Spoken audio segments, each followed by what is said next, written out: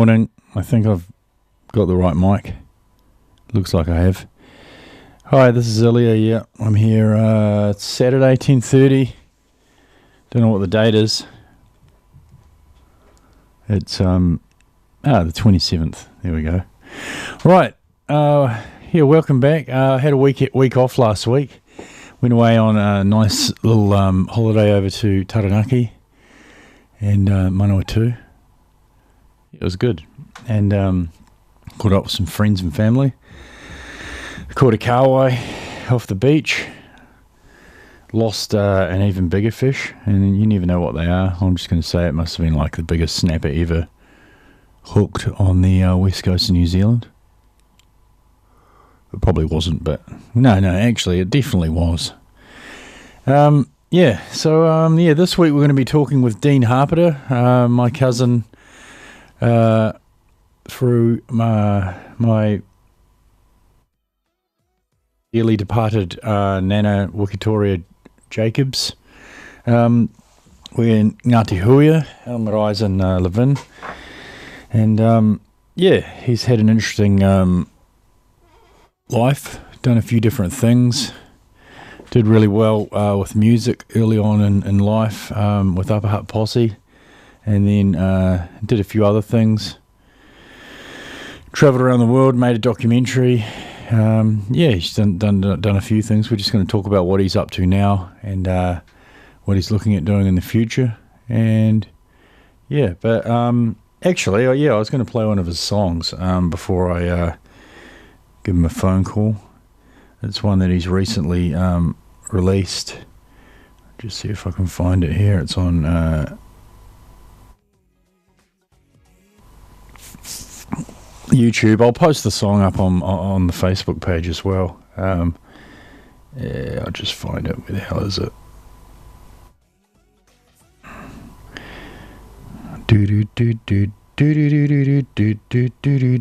I hope everyone out there is having a lovely Saturday and has had a good week.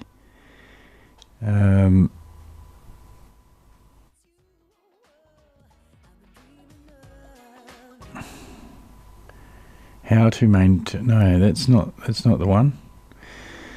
How to maintain upper lip hair. No, what we're looking for is Maintain by Upper Hut Posse. Here it is. Right, let's chuck it on. I can remember which... Okay, that's the... Right. Turn that up. Let's not have an ad at the beginning, please, YouTube.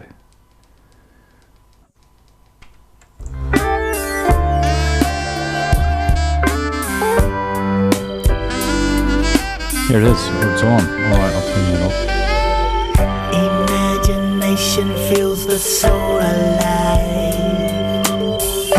Knowledge, wisdom, strength to realize. I'll greet you here and now as joy arise. We'll smile a dream and share it in our eyes. So just smile.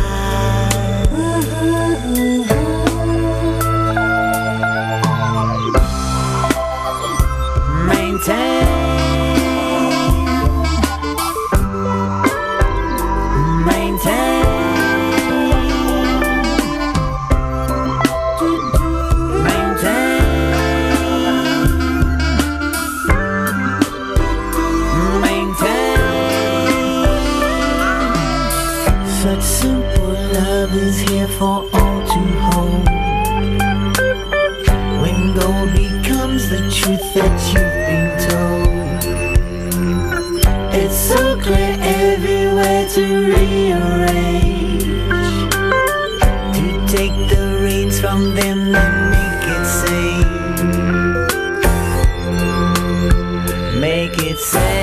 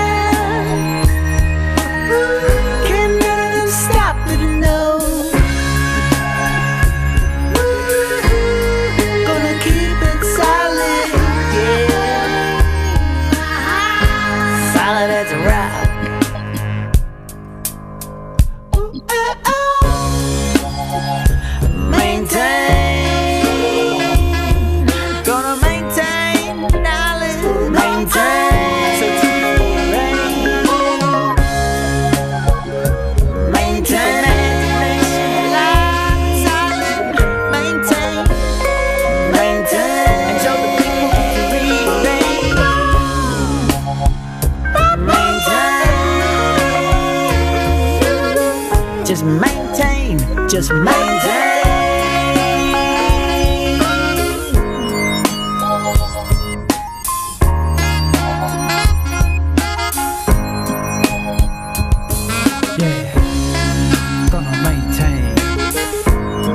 Keep it solid, y'all. Yeah. Just maintain.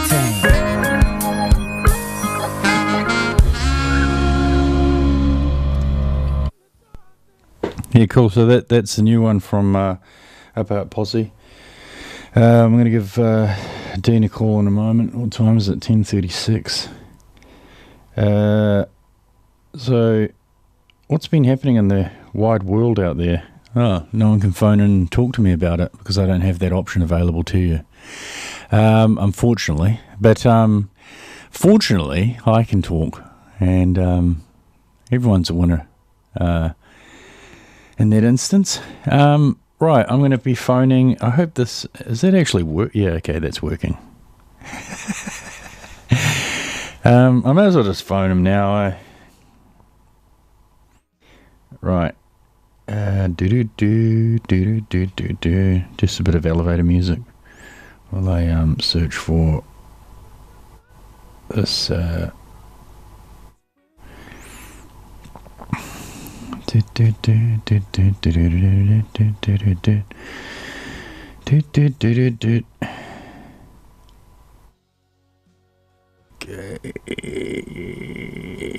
right, phone. Right, is that coming through? Have I got... Okay, put that on like that.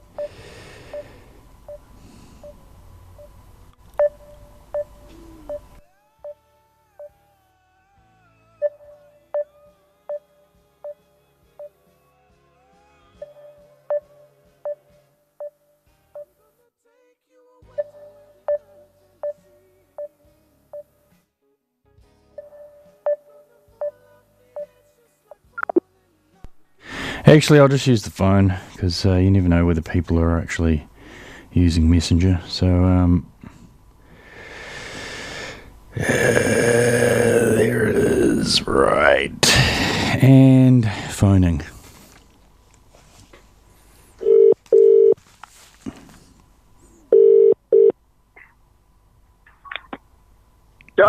Hey, Dean, how are you? Can you hear me? Good, man. Hey, yeah, no, so we just played Maintain.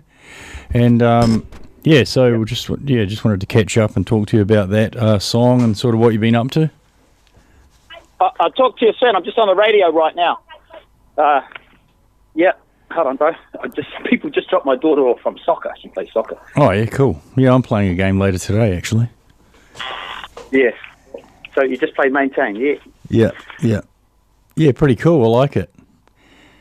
What was the how long ago did you write that? Back in 2006 or so. It came out in 2011. Oh, okay. I wrote it, actually. Yeah. Oh, it came out when you brought out the album. On here. Yeah, yeah, we're on here now. Yeah. Oh, we're on here now. Yeah. Okay. Oh, well, ka nui te mihi ki ngā kai whakarongo ki a koe hoki. Big greetings to all the listeners out there and yourself, cousin. Yeah. Yeah, but Maintain, it was the song was probably written back around 2010 because it came out on the album, our latest album, Up Up Posse album, Declaration of Resistance, which was released in the end of 2011. But it's the music video really is a visual realization incorporating significant real-life events 8 years since its release on the album. Let me just run down a little bit of background to it. Like on just last month, March the 2nd, cameraman Joss Wheeler captures lip-sync performance by Tukupu after Up Up Posse play at the Ihu Mātau Reclamation Festival in support of their struggle to protect stolen Māori land. March the 12th, more video is captured on delivery of a petition to Parliament calling on the government to protect Ihu Mātau from further desecration. March the 15th, the country is shocked and appalled when a white Australian psychopath kills 50 unarmed Muslims at prayer in Christchurch. March the 24th, on hand at the Love Aotearoa Hate Racism rally in Auckland, denouncing this terrorist act in Christchurch, Joss Wheeler captures images. A video editor, myself, Te Kupu, makes a connection between it and the persisting colonial racism at Ihu Mātao since the 1800s. And on April 9th, Maintain, the music video was released. So, yeah, it's been 8 years in the making. Yeah, cool. Well, that's awesome. I remember when you released that album, actually, I think we, him and Jane and myself and Indira were actually living in Raumati, not far from you there. And, yeah, and that was, I remember you played me the album, actually, at your house. That was cool. But no, Yeah, that's right. Yeah, no, but that's interesting what you just laid out there. And so, yeah, so the release of the video is sort of a culmination of a few things that have been going on in the last few years. Yeah, so, well, in the last few months. Oh, last few months, yeah. That was March this year, just last month. I mean, Maintain is a call to persevere against foul racism and bigotry. And it has deeper resonance now since the Christchurch massacre. Yeah, of course. But that heinous incident doesn't overshadow the persistent racism Māori face in Aotearoa today. Yeah. Unlike the oppression faced by Irish in the north of Ireland, still resisting British rule. And so tribute is given to their wheelin' pipes in the chorus. Oh, okay, and also cool. the Curtis Mayfield, yeah. and particularly the backing vocals. I'm reading from the press release. Yeah, cool. Yeah. No, that's awesome. So, you actually went. I remember you saying that when you made that documentary, you went around and visited a number of different people in different parts of the world who were sort of experiencing some type of oppression. Well, from 2000 to 2009, I filmed in 23 countries actually. Yeah. So I making a rap documentary. Yeah. And a rap, basically a music documentary, but with people talking. The thing of note about this rap-umentary / music documentary, if people can't get their heads around what a rap-umentary is. Actually, let me just explain what a rap-umentary is. Yeah. Rap, which most people would know, is the style of rapping and come from blacks in America. Well, rap can be taken as an acronym for rhyme and percussion. Oh, yeah. So, and I wanted to make a music documentary different than other documentaries. And it should be noted that in the year 2000, most documentaries, I guess 98% of them, all had narration.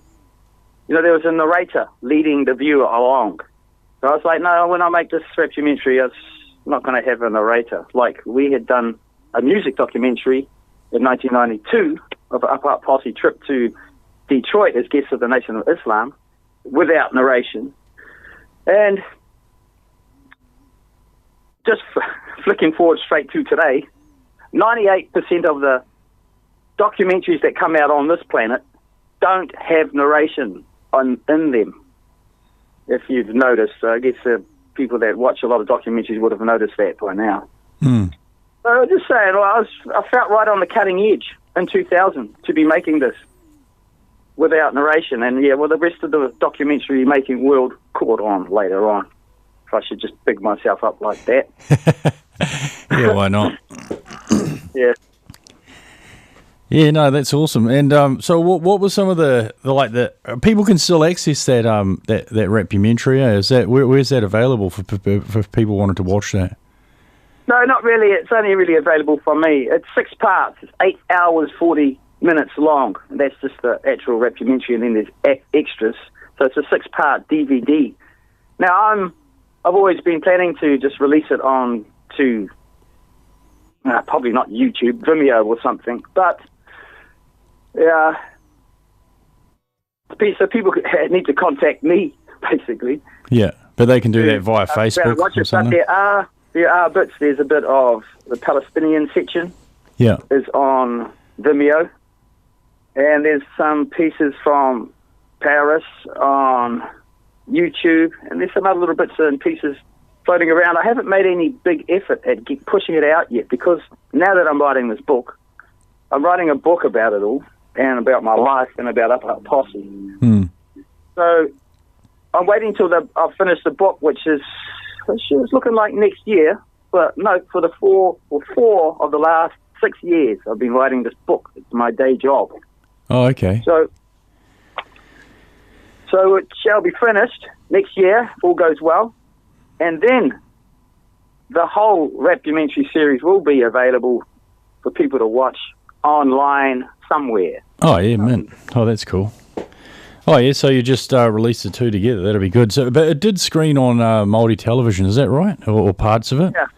Well, a festival cut of part 1 and 2 screened on Māori television in the first week, actually, in 2004 when Māori television came out. And then that same festival cut that screened on Māori TV screened at Sundance Film Festival, which was a big deal. Yeah. Sundance Film Festival in Park City in Utah in the US is cool. one of the biggest film festivals on the planet. Yeah, it's pretty famous, yeah. Yeah, that and Cannes, people want their films there. So it's great to be getting there, but that's part 1 and 2, but then the entirety of part 5 screened on Māori TV also, which was shot in occupied Palestine, Belfast and Free Dairy, and Manila. Oh, okay. Yeah. Oh, yeah, cool. So, yeah, I did. There's a lot of places I got to. Of course, the US and France, England, Australia, filmed here as well. Hawaii, Colombia, Canada, did I say that before? Tahiti, South Africa, Tanzania, Brazil, the Philippines, occupied Palestine, Iraq or Ireland, Beijing in China, Hungary and Serbia. Yeah, cool. So so your main focus at the moment is the book then? That's sort of what you're working on at present? And I suppose you've got a few things on the go? Yes, every day I write. Yeah, and you do some radio in Wellington, yeah? Yeah, I've got a radio show on Te Upoko o Te Ika, the Māori radio station. Every Friday from 5 to 6 and then from 5 to 7, alternate weeks. Oh, yeah, cool. And that's a radio station's easy for people to find online. I think that's on Facebook, isn't it? They can like it on there and then get details about how to stream that and so on. Yeah, if anyone just did a search online, Te Upoko o Te Ika, or Māori radio station, they'll find it. It was the first Māori radio station in the universe. Oh, yeah. Yeah, the one in Wellington. So it's good to be on that, Yeah, that's cool. And I do it's like a political / music show, but it's mainly conscious music and korero that I'm pushing out there, because I've always seen in Māori radio, because of the overemphasis perhaps on Māori te reo, there's not any content really on what's going on with other Indigenous struggles around the world, or what's going on with our African cousins in the US being shot every day. Yeah. Actually, I should just say that the documentary was about, there's 3 specific questions of which I went around the world asking people about. And that, 1 was about police brutality, 2, racism, and 3, globalization / colonialism. So these are the topics that I deal with and I have dealt with throughout most of my life. And it's great to be writing about them. And actually, although it's great now that there's no denial of racism. Yeah. Anyone who thinks there's no racism here or in the US or anywhere is an idiot, who would just, most of the person's friends would say, oh, come on, better get real. Yeah. There's a lot more realism about it these days, isn't there, rather than when denial. I grew up, when I grew up in the 70s, it was like, there's no racism here, nothing's wrong. And I was like, no, that's not right. I can see it going on. Like, when I was 8 years old, I was called a nigger by some bikie. I had to ask my mother, who's European, Pākehā, Yeah. and my father's Māori. Yeah. What is a nigger? Because this person had called me this and was very, angry. And some older guy on a bike Yeah. rode past. But that awoke me to this skin colour problem that exists on this planet. This problem of racism and deluded white supremacy, which we see, of course, come out in the sick acts of police officers in the US all too frequently. And, of course, this psychopath Australian in Christchurch. Yeah. But this is what my life has always been all about. Anyone that knows me, I usually end up talking about either this type of stuff or music. Yeah. And so that's what my radio show is like. Just back to the radio show. Yeah, cool. So And just with your music, what are you working on? Any music at the moment, or along with the book, or is there anything in the pipeline? Always working on little song ideas in my head for the next Upper Hut Posse album. Yeah. So there'll be another Upper Hut Posse album. I mean, when we formed the band in 1985, and then when we sort of got in the public view after releasing Air 2 in 1988, by getting in the national media, people are like, oh yeah, well, how long is this going to carry on being in the band and rapping? And I just said, I'll keep going until I can't. Yeah. My inspiration for people that make music is Louis Armstrong. People like that. Yeah. Jazz musicians. They just keep playing music till they die. That's the same with me. That's what I'll be doing with music. Although I'm not playing it as frequently as guys like Louis or, Yeah. Of course, but there's no reason not to play music. I think some people, actually a lot of people that play music, don't see it as their life. They see it as something they do for a while, and then they stop and do other stuff. And I'm like, well, nah. From the get-go, I've been, I love this, I'm going to be doing it. Yeah, I suppose it is a vocation for some people, isn't it, rather than a lifestyle. And there's quite a difference there with the way some people approach it. And I think especially because everyone's jumped on the bandwagon and wants to be a rap artist nowadays, and thinks it's so easy. Yeah. Because all you got to do is just rhyme some words and rhyme them together, and there you go. Yeah. But it's not the case like anything. Nothing's easy. Yeah. You got to work, eh? Definitely. You want it to be good. Yeah. But this is the problem why there's so much rubbish rap music out there. Yeah, a lot of questionable lyrical content and even musical compositions get out there and sort of pollute the musical landscape. But yeah. Yeah, well, the corporatism of rap music in the USA, by that corporatism I mean the big record companies focusing on nonsensical rhyming, or else rhymes that speak of negative things in the black community. It's harmful actually in the end.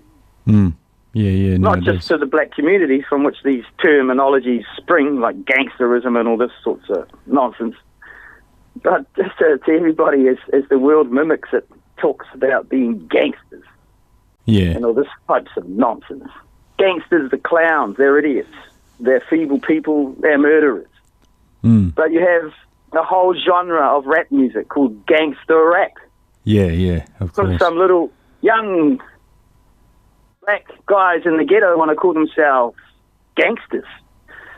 Yeah, it's absurd, it's pathetic. But then you've got major record companies, the likes of Sony, Warner's, etc., all too happy to just embrace such negative people. Yeah, they want to market such it. Negative lyrics and push them out amongst the world, to the world.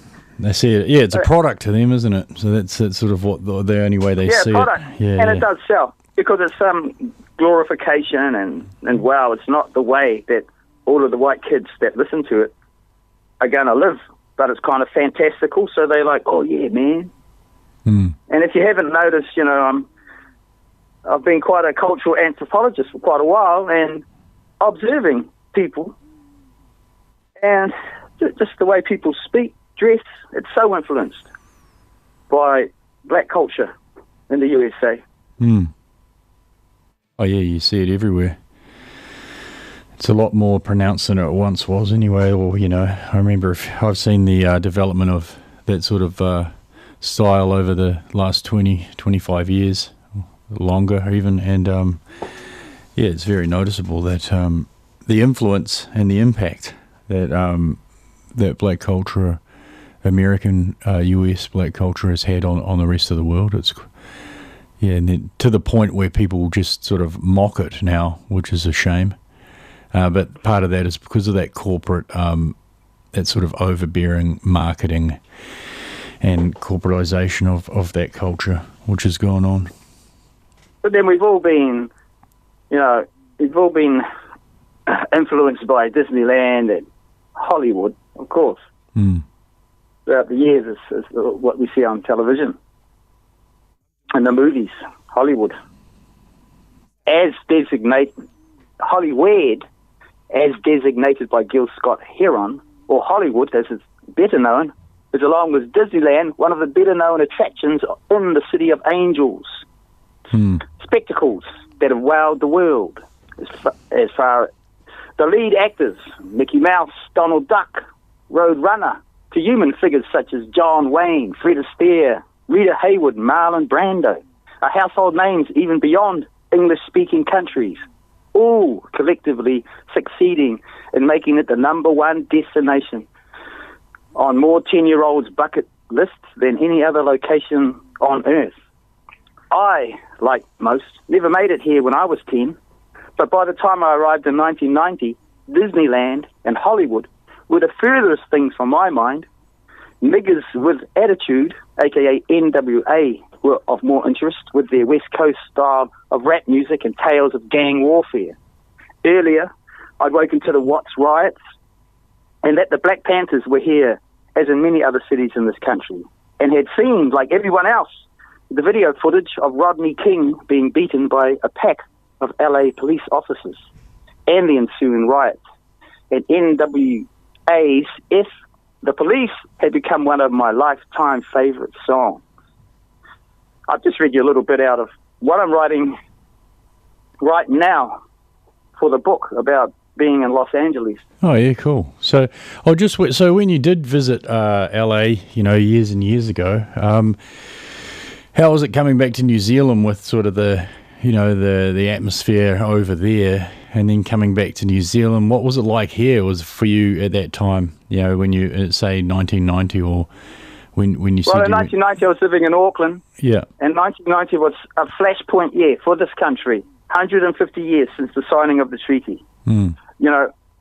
We were being told by the media, and just by the bloke in the street, oh well, we should celebrate things because it's 150 years. But I was with the protest people, Te Ahi Ka, Sid Jackson, etc.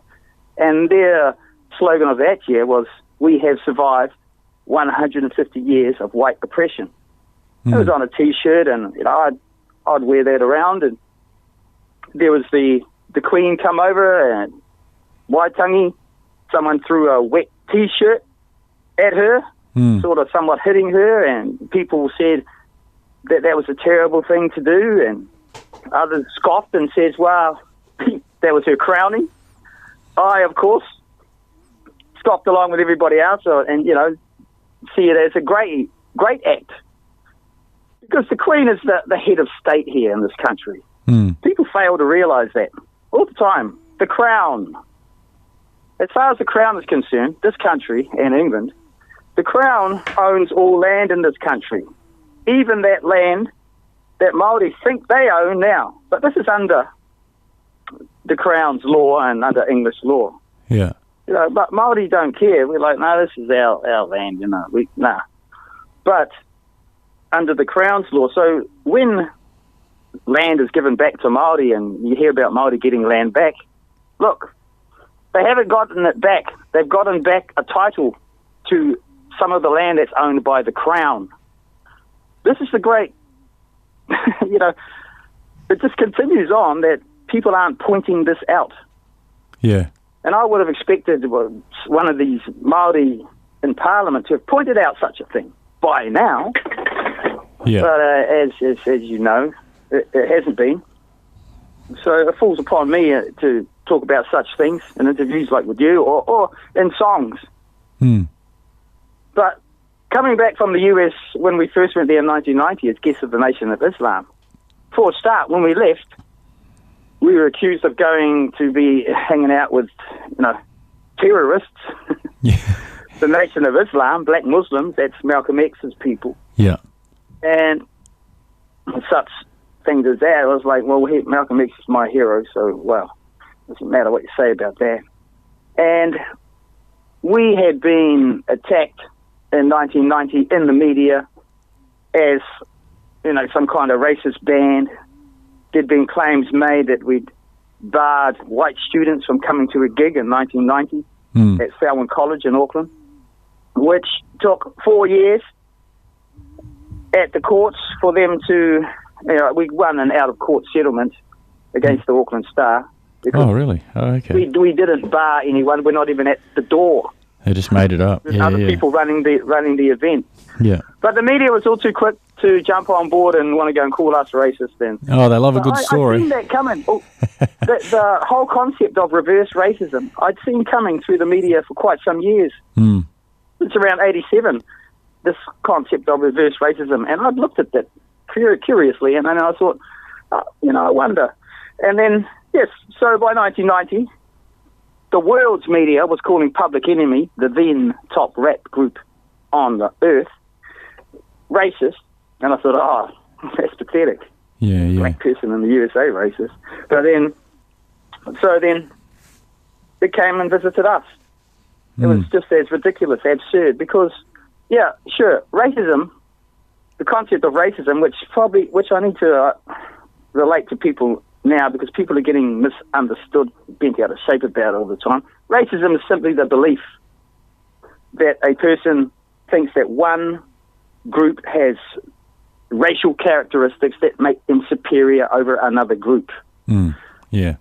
So, but to call someone a racist means that they not only hold those beliefs, but they are practicing racist. The distinction has been made by a lot of people in the US, especially Dr. Francis Terese Wellesley, who said that the only functional form of racism on earth is white supremacy.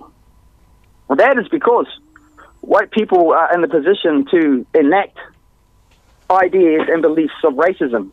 Black people certainly aren't. They're not forcing people to learn any African language.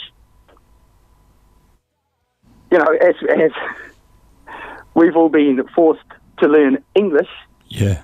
And amongst African people outside of Africa generally. And in Aotearoa. So, yes, the whole... I've gone floating off talking about racism. Where was I? What was this? Where were we at? We were just talking about when you got back to New Zealand in 1990, but also, yeah, I mean, I suppose another thing is just, so the focus of your book and that you're working on is just going to be, you know, talking about this experience that you've had over the last, say, 30 or so years and with music and your life and so on, and reflections of that time and developing into what you're experiencing now and feeling about the world moving forward? Not so much. It's really about my life. My life. Yeah. Okay. You know, I'm 53 years old now. Yeah. And the book is autobiographical. I'm writing from my childhood. There has been, and I've asked this, there hasn't been, I should say, and I've asked a few people about this. I've been looking around for an autobiography by a Māori writer. And, well, I haven't been able to come across one. Maybe your listeners can call you later and go, here's one. But look, there's biographies. There's biographies on Howard Morrison and things like this. There's biographies. But an autobiography by a Māori writer is one I'm looking for. I'm not sure if one exists. But I just wanted to read some writing, an autobiographical writing from a Māori writer who's around my age, who grew up in the 70s, because there's not any book. Oh, okay. And I thought, okay, I'm in there. I'm going to write this book. I'm going to write about breakdancing. I was breakdancing in 1984. Not just some guy that breakdanced in my garage. No, I was at the first battle between Wellington and Auckland. I battled in that battle. Then we battled in Wellington. We went to Christchurch. But, and so I was right in the scene. That was my whole, that's all I was doing. Yeah, cool. So I'm going to want to talk about that. And there's so much that I'm speaking about everything firsthand. People know about breakdancing, but I've never read a book in this country by someone who's a breakdancer. So I know it's really got a historical relevance that's not in any other book. Yeah, no, I think it'd be definitely an interesting book. I look forward to having a look at it, and I think you've got a unique perspective, and other people would want to check out your reflections on your life and the different things that you've done over the years. I think there's, and like you say, there probably aren't too many. I can't think of any autobiographies by New Zealand Māori writers. So, yeah, that's something. There'll definitely be an audience out there ready to read something, I think. And you've certainly got an interesting and unique perspective on things that you've developed. It's been interesting for me that right now, over the last few years, I should say, the racism has come up and police brutality has come wide into the public. People know all about it, and it's just in the air now, like in a way that it never has been before in my lifetime. And I happen to be writing a book which is focusing on a lot on it. So, yeah. Yeah, it's a sort of a serendipity. No, it's been awesome talking to you, Dean, and be good to catch up soon. I missed you at the marae the other month. I was caught up with your bros and a few of the family. But yeah, it's always good to see you, man. It's always good to have a chat. And I'll tune into your radio show next week and have a listen. And I look forward to hearing about your progress with the book. And thanks for talking about that was really interesting, and it was good fun. And it's I think a few people out there would have gleaned some interesting bits from what you were talking about. And I think the book sounds really cool. No, from what you did read, I'm definitely interested in having a look and a read. And good luck with writing it. Yeah, I'd just like to say one more. Once again, he nui ki ngā kaiwhakarongo over there, Wairarapa. Big ups, people. Ka whawhai tonu mātou, ake. Awesome, cuz. Well, have an awesome Saturday, and hopefully we'll catch up soon in person. Yeah. Cool. True, brother. Cheers, cuz. All right. See ya. Go. All right, that was awesome. Good to chat with Dean. He's an intelligent man with a lot of interesting perspective, and definitely he led an interesting life. The things that he's done over the years, and his efforts to sort of increase knowledge and work for people who are being oppressed around the world. He's sort of been some very. I've sat down with him a couple of times and spoke about some of the places he went, and he told me some pretty interesting stories about the ghettos in South Africa or hanging out with the Irish and Northern Ireland and then in South America and things. So all that'll be in the book, and should be a good read. And that'll be hopefully, as he said, coming out next year sometime. And so on that note, we might chuck a song on, And I don't really. I mean, have I got a song that would relate to no, it doesn't really need to. I can't even find my blasted playlist here. Where is it? It's actually completely disappeared like it does at this time every week. Not there. Oh, there it is. Maybe. Is that it? Okay, good. Right. This is a song by Ghostwave called Here She Comes. Ghostwave are a band I know little about, but I'll find out. But this is a cool track.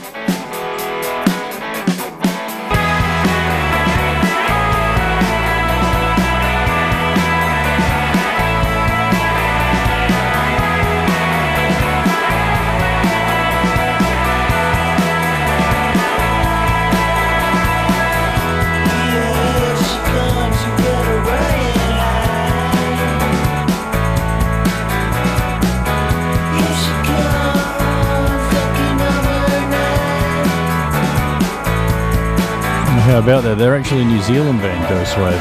I just heard the song the other day and thought it was cool, so I thought I'd play it.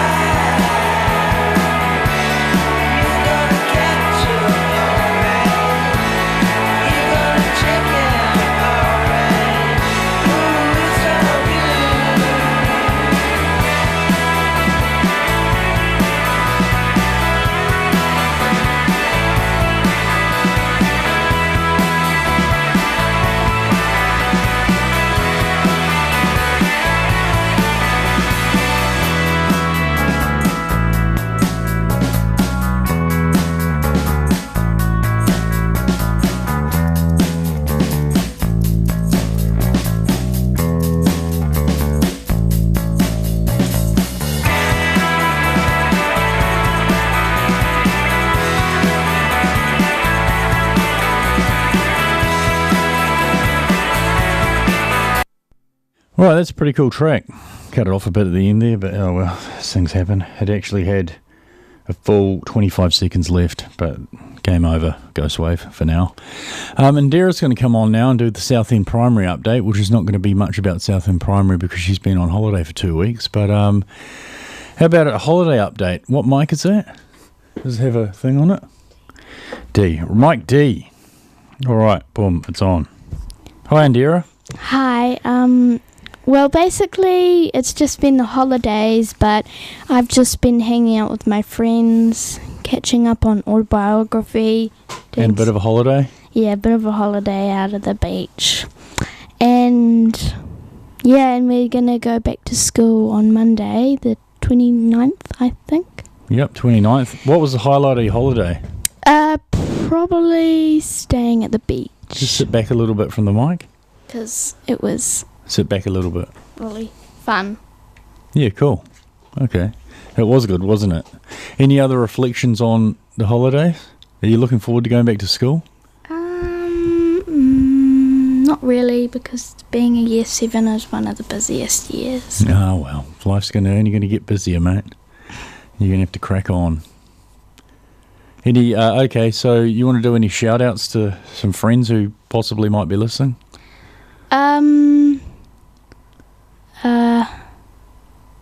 This is to Olive. I hope you end up seeing Nina before the holidays end. Oh, okay, cool. All right, thanks, Indira, and we'll catch you next week. Bye. Yeah, so that was the Southend Primary update, and they're actually building a lovely bike track for the kids at Southend Primary. Lovely sort of, can you describe a bike track as lovely? I think so, if you love bicycles. It looks pretty cool, and they've been working on it for a few days. Tom has been working away with a few other volunteers over there. And I think they've almost got it finished, actually, from what I can see. And yeah, so we've got football this week. We had a break last week. We were away, and there was no football played in Wairarapa over Easter, I don't think, besides perhaps Wairarapa United and Central Premier League, but I don't know. I'm sure they would have played, wouldn't they? Perhaps even had a Chatham Cup game. I'm not sure. But they're struggling along this year. They sort of don't quite have the squad they've had over the past few years, but I think they're improving by the sounds of things. And there's a few young players getting a bit of a baptism of fire for Wairarapa United, and the subject's gotten onto football like it generally does on my radio show occasionally. But football being one of the many ways that people are distracted from what's going on in the world, but at the same time, you need a bit of a distraction sometimes. Otherwise, things could get a little bit too mentally challenging. I'm looking forward to playing a game today. We actually got thrashed in our last game by one of our arch rivals, which was a bit disappointing.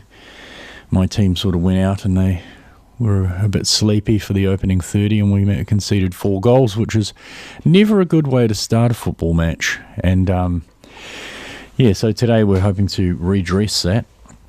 And let's play another song. Well, we're not going to be playing that. That's a bit too long. We don't want to play a 17-minute track. That'd be the entire show over. But we will play this. No, we won't. We can't find it. Oh, maybe we can play a little bit of... no, we don't want to play that one. Oh, what about a bit of Marlon Williams? Here's a good track from his album. I think it was released last year or the year before. Make Way for Love.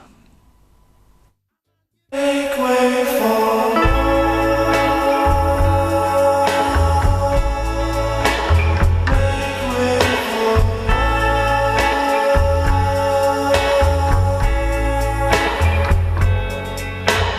when by design you are on your knees. It's such a classic, this one, eh? It's like very reminiscent of sort of golden age of country and so on.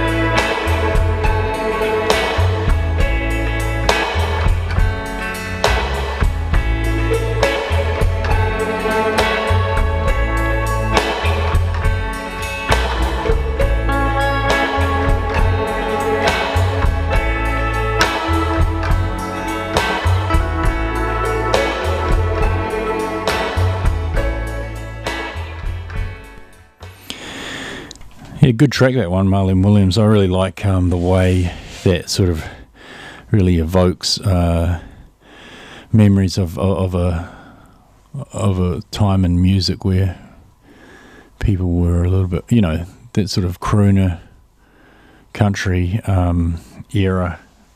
He's got such a remarkable voice that he's obviously worked hard at making sound that way, which is, it's like people don't think of a vocal as something that's developed over time, but it definitely is.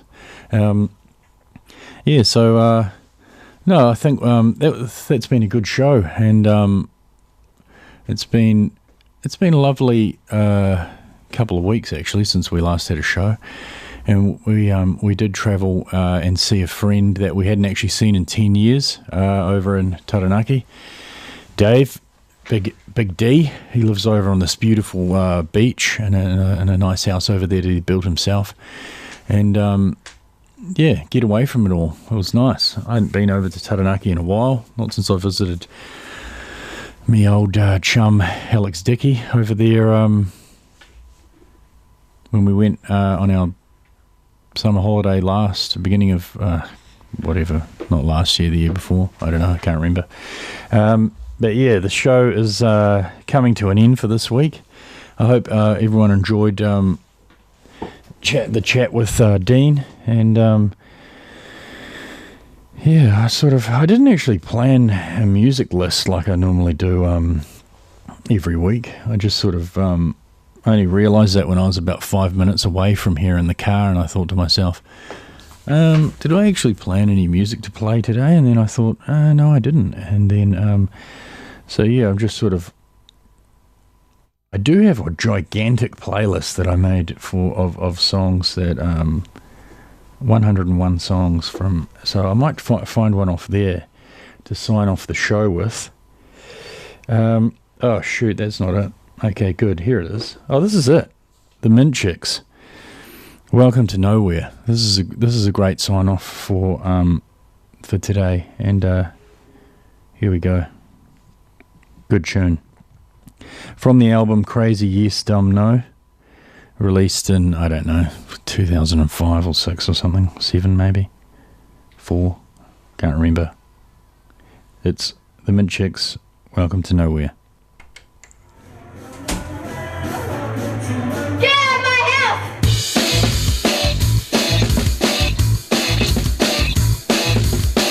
not different, we're on this script, we're blending in.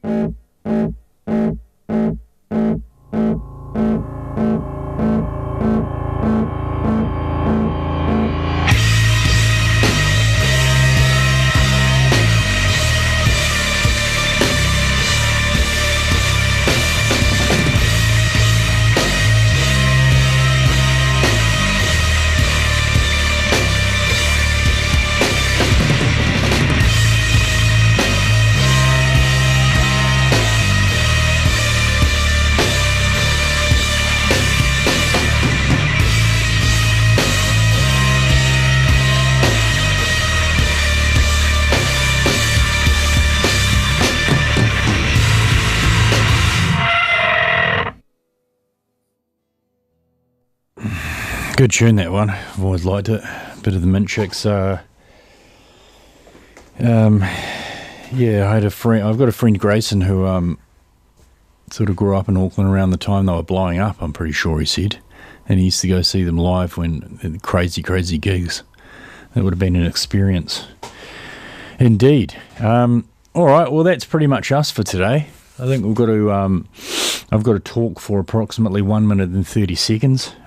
Approximately. Maybe even only 1 minute. Oh, yes, it is. 1 minute. Just ticked over to 11:29. I'm getting pretty excited about football. We're kicking off in 1 hour, and this is sort of normally the time I'm in the changing sheds putting my socks on and my shin pads and my shorts and shirt, and then going out to kick the ball at the goal in anticipation of scoring a goal. And I feel like I'm going to score a goal today, so good luck to me on that front. And good luck to you out there if you're playing Saturday sport. May you score a try or a goal, and or just even assist, or something like that, or just have a good time hanging out with your mates, listen to some tunes. Hey, buddy. All right, cool. Have a good week. No, don't tattoo with that. Thank you. Say Astrid. bye, Astrid. Say bye-bye. Say bye. All right. Okay. Thanks, everyone. Bye-bye.